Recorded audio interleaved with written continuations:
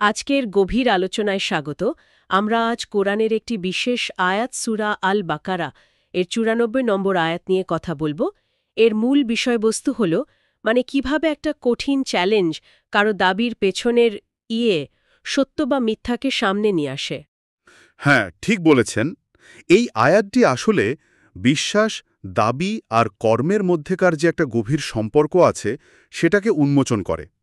এটা দেখায় কিভাবে বাহ্যিক পরীক্ষার মুখে পড়লে ভেতরের দৃঢ়তা বা দুর্বলতা প্রকাশ পেয়ে যায়। দারুণ একটা বিষয় তো। আচ্ছা, তাহলে চলুন সরাসরি আয়াতটিতে যাই। এটি হলো সূরা আল বাকারার ৯৪ নম্বর আয়াত। প্রথমে এর আরবি তেলাওয়াতটা শোনা যাক। আরবি তেলাওয়াত। আউযু বিল্লাহি মিনাশ শাইতানির রাজীম। বিসমিল্লাহির রহমানির রহিম। কুল ইন কানাত লাকুমুদ দারুল আখিরাতু ইনদাল্লাহি খালিসাতাম মিন দুনিন নাসি ফাতামান্নাউল মাউতা ইন কুনতুম সাদিকিন। আর এর বাংলা অর্থটা হলো, বলুন, যদি আখিরাতের আবাস পরকালের ঘর আল্লাহর কাছে অন্য লোকদের বাদ দিয়ে শুধু তোমাদেরই জন্য নির্দিষ্ট থাকে, তবে তোমরা মৃত্যু কামনা করো যদি তোমরা তোমাদের দাবিতে সত্যবাদী হও। এই আয়াতের একটা ঐতিহাসিক প্রেক্ষাপট আছে। এর শানে নুজুল বা নাজিলের কারণটা জানা জরুরি। মদিনার ইহুদিদের তাদের একাংশ দাবি করত যে জান্নাত বা আয়াতে যেটাকে বলা হচ্ছে আদ-দারুল আখিরা বা পরকালের আবাস, সেটা নাকি শুধুমাত্র তাদের জন্যই বরাদ্দ, অন্য কারো জন্য নয়। ও আচ্ছা, এই দাবির প্রেক্ষিতেই তাহলে আল্লাহ একটা চ্যালেঞ্জ ছুড়ে দিলেন, তাই তো? কি ছিল সেই চ্যালেঞ্জ, আর কেনই বা এটা এত গুরুত্বপূর্ণ? চ্যালেঞ্জটা ছিল খুব সোজাসাপটা। যদি তোমরা তোমাদের দাবিতে সত্যিই সত্যবাদী হও যে পরকাল শুধু তোমাদেরই, তাহলে মৃত্যু কামনা করো। কারণটা খুব যুক্তিসঙ্গত। দেখুন, যে মানুষ নিশ্চিতভাবে জানে যে মৃত্যুর পরই তার জন্য চিরস্থায়ী সুখ জান্নাত অপেক্ষা করছে, তার তো মৃত্যুকে ভয় পাওয়ার কোনো কারণ নেই, তাই না? বরং সে তো তার রবের সাথে, আল্লাহর সাথে মিলিত হতে আগ্রহী হবে। এটা ছিল তাদের দাবির সত্যতা যাচাই করার একটা, বলা যায়, অনিবার্য পরীক্ষা। কিন্তু তারা কি এই চ্যালেঞ্জটা নিয়েছিল? তাদের প্রতিক্রিয়া কি ছিল, আর সেটা থেকে আমরা কি বুঝতে পারি? না, নেয়নি। তারা সেই চ্যালেঞ্জটা গ্রহণ করেনি। তারা আসলে মৃত্যু কামনা করতে সাহসী পায়নি। কারণ তাদের দাবি মুখে যাই থাকুক না কেন, তারা মনে মনে ঠিকই জানত যে তাদের অনেকের কাজকর্ম এমন ছিল যা পরকালে শাস্তির কারণ হতে পারে। আল্লাহর সামনে দাঁড়ানোর ভয়টা ছিল। তাদের এই যে নীরবতা, এই যে চ্যালেঞ্জ গ্রহণ না করা, এটাই প্রমাণ করে দিল যে পরকালের একচ্ছত্র মালিকানার যে দাবি তারা করছিল সেটা আসলে ভিত্তিহীন ছিল। আর এটা খুব স্পষ্টভাবে বুঝিয়ে দেয় যে পরকালীন মুক্তি বা সাফল্য কোনো নির্দিষ্ট জাতি বা গোষ্ঠীর জন্য আগে থেকে ঠিক করা থাকে না, বরং তা নির্ভর করে আল্লাহর প্রতি খাঁটি বিশ্বাস, ঈমান আর ভালো কাজের উপর। তার একটা বড় দাবির পেছনে যদি সত্যিকারের বিশ্বাস বা আত্মবিশ্বাস না থাকে, তাহলে কঠিন পরীক্ষার মুখোমুখি হতে ভয় লাগবেই। এই নীতিটা বোঝানোর জন্য তো দৈনন্দিন জীবনের কিছু উদাহরণও দেওয়া হয়েছে, তাই না? হ্যাঁ, ঠিক তাই।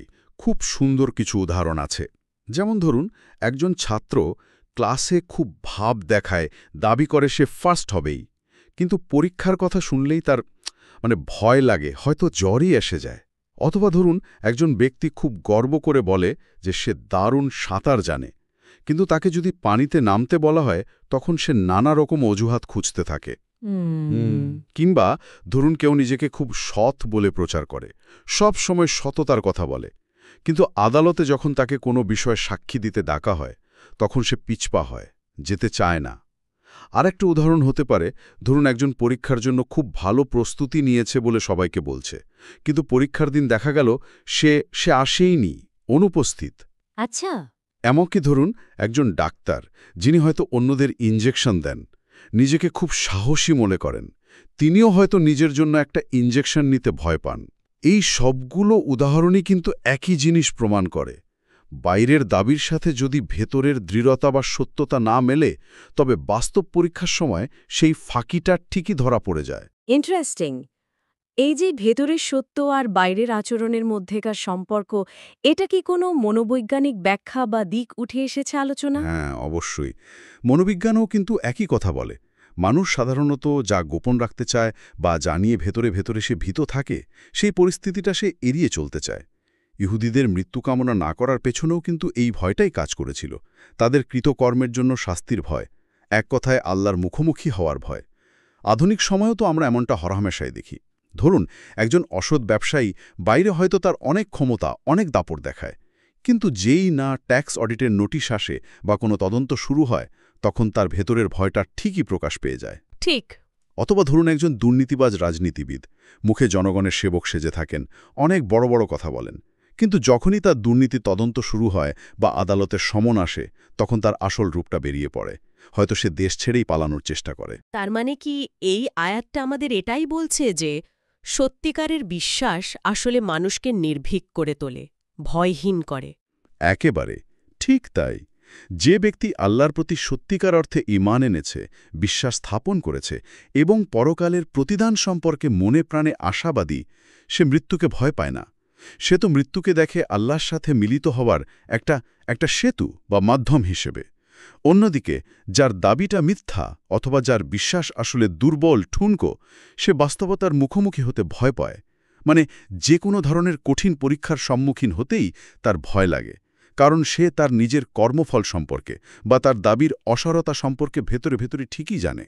তার আচরণই কিন্তু তার ভেতরের আসল অবস্থাটা প্রকাশ করে দেয়।